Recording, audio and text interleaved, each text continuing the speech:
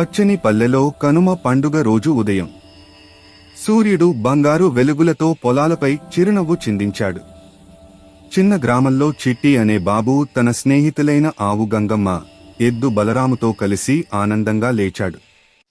ఈ రోజు ప్రత్యేకం. కనుమ. అమ్మమ్మ ఇంటి ముందు రంగురంగుల ముగ్గులు, ఎద్దుల కొమ్ములకు పూల మాలలు, మెడలో గంటలు.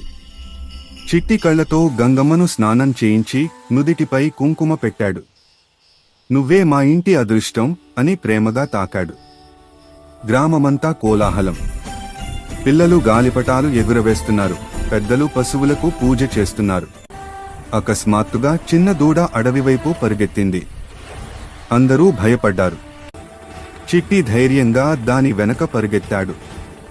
అడవి అంచున దూడ చిక్కుకుపోయిన తీగలను విడదీశాడు.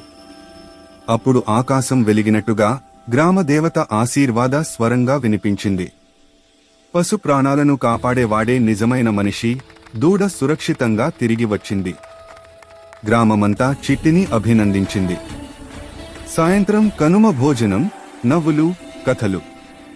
చిట్టి హృదయంలో ఒక మాట నిలిచిపోయింది: మన సంస్కృతి, ప్రకృతి, పశువులు ఇవన్నీ కలిసి మన జీవితం.